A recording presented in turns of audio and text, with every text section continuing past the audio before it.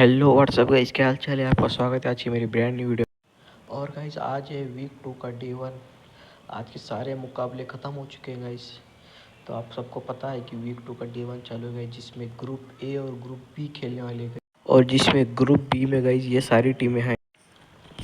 और ये रही गई ग्रुप बी में जो सारी टीमें खेलने वाली, जिसमें H4K है, जेनेसिस ई स्पोर्ट्स है, और TWOB और राइजिंग स्पोर्ट्स है, इवॉक्स स्पोर्ट्स और के स्पोर्ट्स हो गए, सिनवे हो गई, वाइल्ड फ्लैग्स हो गई, और 4TR है गाइस, और टीम तमिलास हो गई, नॉन एक्स हो गई, एक्सी हो गई। ये बड़ी बड़ी टीम यहाँ पर आज खेलती हुई आपको दिखाई देगी। और अब चलते हैं हम ग्रुप ए की तरफ गाइस। यहाँ पर सभी की सभी T1 टीम देखने को मिलेगी आप। और गाइस इस ग्रुप में तो OG हो गई, K9 स्पोर्ट्स हो गई, और टीम IQ सोल हो गई, इन्फिनिक्स ट्रिपर्स, नेबुला स्पोर्ट्स और GDR हो गई, और mad kings, reckoning sport, team 8-बिट, टीम आर्यन, विक्टोरस समस, गॉड लाइक हो गई गाइस, और RCE, ऑटोबॉट्स और ब्लिज जैसी T1 टीम यहाँ पर मौजूद है गाइस। तो आज देखने में मज़ा आएगा। तो आज सबको पता है कि पहले 3 मुकाबले जो ग्रुप बी के होंगे गाइस, जो पहले रोंडो खेलेंगे और दूसरा एरेंगल, तीसरा एरेंगल खेलेंगे, और आखिरी के 3 मैच ग्रुप ए खेलेगी, जिससे पहला मैच एरेंगल खेलेंगे, दूसरा मैच मेरा मार खेलेंगे, तीसरा मैच भी मेरा मार खेलेंगे गाइस।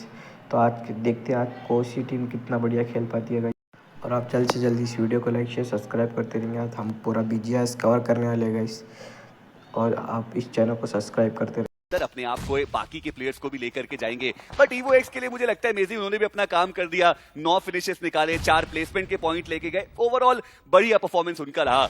लास्ट 8 उनका भी समापन, और वो भी 8 फिनिशेस इस मुकाबले से लेके गए। मल्टीपल टीम्स है जिन्होंने इस पर्टिकुलर राउंडो में वैल्यूज ज्यादा निकाली हैं। और अगर इस परफॉर्मेंस को हम कंपेयर करें ग्रुप सी और ग्रुप डी में, बहुत अलग परफॉर्मेंस वहां पे आई थी। शायद 3 या 4 ही टीम थी जो बढ़िया खेल के गई, बट यहां मल्टीपल टीम्स है जिन्होंने वो फिनिशेस, पोजीशन पॉइंट्स निकाले हैं। बट एक्स स्पोर्ट्स अब प्रेशर उनके ऊपर बिल्ड किया जा रहा है कलिंगा के द्वारा। और देखिए इसलिए भी है, कारण उसका ये भी रहेगा क्योंकि दो तरीके से यहाँ पर टीम्स है जो खेलने वाली है। शुरुआती दौर में हमने उन टीम्स को देखा जो बहुत ज्यादा अग्रेसिव खेलती हैं, वो ज्यादा फ्रैग्स लेकर गए, और इस लॉबी के अंदर वो भी टीम है जो थोड़ा पैसिव खेलती हैं, जो थोड़ा सर्वाइवल पर फोकस करते हैं। वो भी अपनी टीम के लिए फ्लैग और जो प्लेसमेंट पॉइंट था वो निकालते हुए आपको दिखाई दिए। उसमें कलिंगा का नाम रहेगा, उसमें टीम एक्स का नाम रहेगा। ये दोनों वो टीम है जो शुरुआती दौर से फाइट लेने के लिए गए नहीं, मात्र सर्वाइवल पर खेला। अब आप देखिए दोनों ही टीम जिनके पास 6 और 7 फिनिशेस हैं। चिकन डिनर कौन लेकर जाएगा, वो 10 पॉइंट किसके नाम जाने वाले हैं, एक्स्ट्रा जो फ्रैग्स है वो कौन लेकर जाएगा। पर पाशा बहुत करीब आ चुके हैं अर्चित के, और ऐसा लगता है कि अर्चित उन्होंने देखा या फिर नहीं देखा, पर PMW IGL वो जरूर वहां पर डाउन कर दिए गए। आदि उनको अपना फ्रैग मिल चुका है, और लाइन के ऊपर पाशा का वो ग्रेनेड, लाइन भी डाउन हुए। और टीम एक्स मुश्किलें अब इनकी थोड़ी बढ़ने वाली है, पर कलिंगा 2 प्लेयर्स के साथ, टीम एक्स वो भी अपने 2 प्लेयर्स के साथ। जी, और देखना ये है कि क्या जो रिवाइव है वो एग्जीक्यूट हो सकता है। आदि एक बढ़िया स्प्रे, अर्चित उनको डाउन किया गया। कलिंगा ई स्पोर्ट्स वो बचते हैं अब मात्र 1 खिलाड़ी के साथ, और टीम एक्स ई स्पोर्ट्स ऐसा लग तो रहा है कि ये चिकन डिनर अब उनके खाते में ही जाने वाला है। और हमने बात भी करी कि पहले खिलाड़ी बॉट आर्मी ई स्पोर्ट्स में हमें देखने को मिल रहे थे, और उसके बाद वहां से काफी कुछ सीख के आगे बढ़ने की जो कोशिश है वो उन्होंने करी है। और अभी तक तो ऐसा लग रहा है कि कोशिश जो है वो सफलता की तरफ ही बढ़ रही है। वो जो रिवाइवल है वो एग्जीक्यूट होता हुआ, मीनवाइल कलिंगा ई स्पोर्ट्स के खेमे में भी जो रिवाइवल है वो एग्जीक्यूट हो चुका है। और अब एक 2v3 की जो फाइनल बैटल है वो अभी देखने को मिलती हुई। अर्चित उनका एक बढ़िया ग्रेनेड लाइन, उनको डाउन किया गया। Kalinga e sports they are not here to give up, उनको भी डाउन किया गया। आदि है वो बचते हैं एकमात्र खिलाड़ी, और 2 तरफ से कलिंगा ई स्पोर्ट्स के प्लेयर वो उनके ऊपर प्रेशर क्रिएट करना चाहते हैं। पोजीशन रिवील जरूर है आदि की, और ऐसे में देखना इंपॉर्टेंट है कि क्या वो यहां से क्लच करके जा सकते हैं। मुश्किलें बढ़ेंगी, कुछ शॉट भी वहां पे दिए गए, विजन ब्लॉक, और इसी के साथ कलिंगा ई स्पोर्ट्स शुरुआत से शांत पे हैं। वो जोन के अंदर पहुंचे, बट क्या अर्चित अपने आप को थोड़ी देर तक सरवाइव करवा पाएंगे, बिकॉज हंटर्स भी वहां देख रहे हैं और सिनवे के प्लेयर्स की नजरें भी वहीं अटकी हुई। और ये ओपन सा सर्कल हमें देखने को मिल रहा है। वो एक के प्लेयर्स वो एक बार फिर से एक बड़े स्प्लिट में चले गए। शैडो सर्कल के बाहर वो हैं, वो कंपाउंड जो सर्कल के अंदर है वो ईवो एक्स के पास ही था, बट उनको ही पता है कि बैकलाइंस उनकी क्लियर है। और अर्चित वो ज्यादा देर तक सरवाइव कर नहीं पाए, बट उसके बावजूद जो 2 प्लेसमेंट के पॉइंट है वो जरूर लेकर के गए हैं। राइजिंग ई स्पोर्ट्स उनका भी जो डाउनफॉल है वो इस मुकाबले में आया, और इस मुकाबले से उनका भी जो समापन है वो हो चुका है। अब बचती है 4 टीम्स और 10 खिलाड़ी, और ईवो एक्स अभी भी उनके पास एक बड़ा एडवांटेज रहेगा, लेकिन ये खिलाड़ी इतने ओपन में जा क्यों रहे? ईवो एक्स आप क्या करना चाहते हैं? ईवल के पास ऑलरेडी वो हार्ड कवर कंपाउंड मौजूद है सर्कल के अंदर, इतना बड़ा एरिया, बैकग्राउंड आपकी पूरी क्लियर है, उसके बावजूद आप जोन के बाहर जाकर के फाइट ले रहे हैं। मेरी समझ के तो परे है ये बात। देखिए प्रोएक्टिव गेम प्ले दिखाने की कोशिश है, ये इंडियन लॉबी है यार, कम ऑन एंकी, थोड़ा सा अलग करने की कोशिश यहाँ पे प्लेयर्स कर रहे हैं। वहीं पे अगर बात की जाए ग्रेविटी की, कमाल प्रदर्शन, इतने फ्रैग तो रोंडो में किसी ने नहीं निकाले जो इरांगल में निकाल चुके हैं, 14 फ्रैग्स टोटल। और टीम वर्क देखिए, वाइपर के पास 5 फ्रैग्स, हंटर्स के पास 5 फ्रैग्स, ग्रेविटी के पास 3। वही टीम तमिलास के फॉक्स टॉप 3 आ गए। आप कुछ भी कहिए, कोई स्ट्रैटेजी अपना लीजिए, टीम तमिलास के फॉक्स पहुंच गए टॉप 3 में। जी हाँ, और इस बार आपने वो बोला नहीं कि तकिड़ा तकिड़ा करते हुए पहुंच गए। वो जीत रहे पे चिकन डिनर के लिए बचाइए थोड़ा। जी जी, चलिए इस मुकाबले में तो आएगा नहीं, बट जेनेसिस वो काफी ज्यादा उम्दा खेल के गए। पिछले मुकाबले में 5 फिनिशेस निकाले गए, वहां पर प्लेसमेंट का कोई पॉइंट नहीं आया, बट यहां पर ताबड़तोड़ जो वापसी है वो जेनेसिस ने करके दिखाई है। अब एक 4v1v1 की सिचुएशन है, और मुझे तो सच्चाई के साथ आप पूछे तो उम्मीद अभी भी ज्यादा इसी चीज की लग रही है कि फॉक्स वो होंगे जो दूसरे पायदान तक लाएंगे टीम को। चलिए ईवो एक्स के ईविल के ऊपर भरोसा छोड़ दिया एंकी बॉट आपने।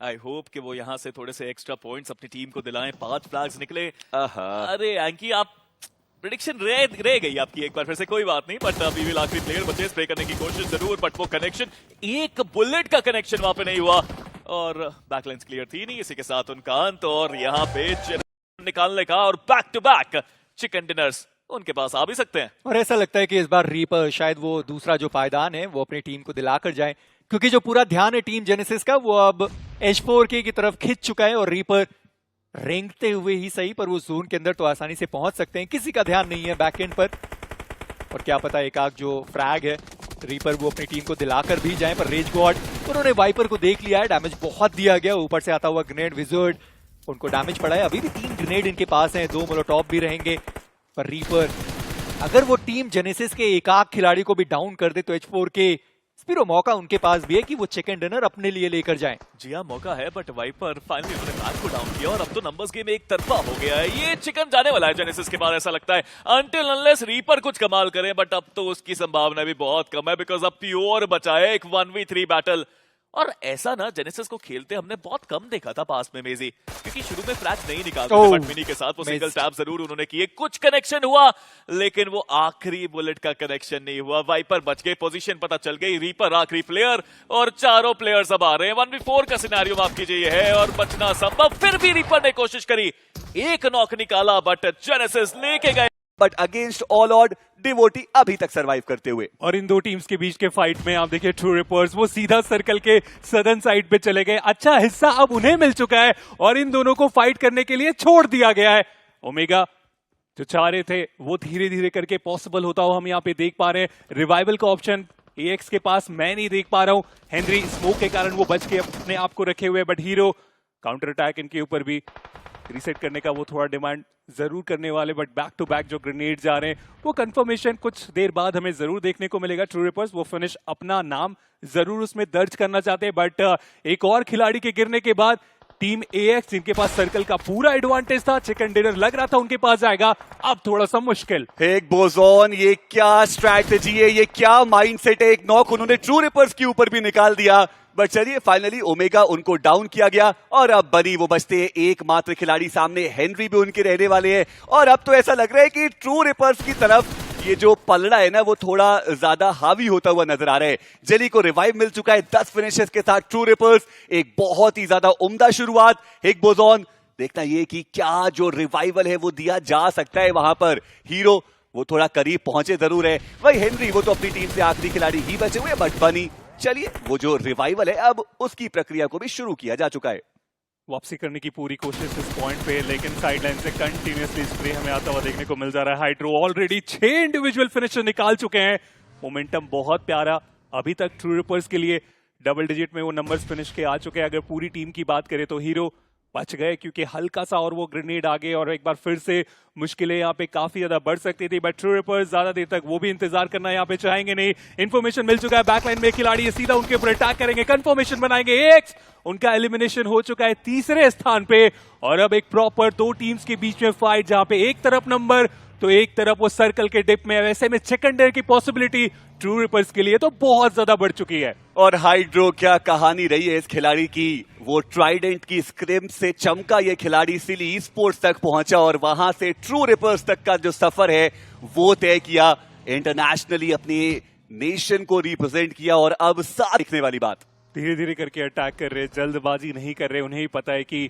प्लेइंग एरिया हमारे पास सर्कल में सबसे ज्यादा, और हम फाइनल स्टेज में जाने वाले हैं, तो ऐसे में एचबी को आगे जाने की जरूरत पड़ेगी। बिल्कुल एज पे वो हमें देखने को मिल रहा है और ट्रिपर्स इस बात से पूरे तरीके से वाकिफ। अब वो बैक लाइन में अच्छे तरीके से करेंगे इंतजार, सर्कल का श्रिंक उसका इंतजार ही वो करने वाले, जिसकी शुरुआत ऑलरेडी हो चुकी है। हीरो मजबूरन आगे जाने की जरूरत, ट्रिपर्स एंगल लेके इंतजार कर रहे हैं, बट ये छोटी मोटी गलतियां कहीं भारी ना पड़ जाए।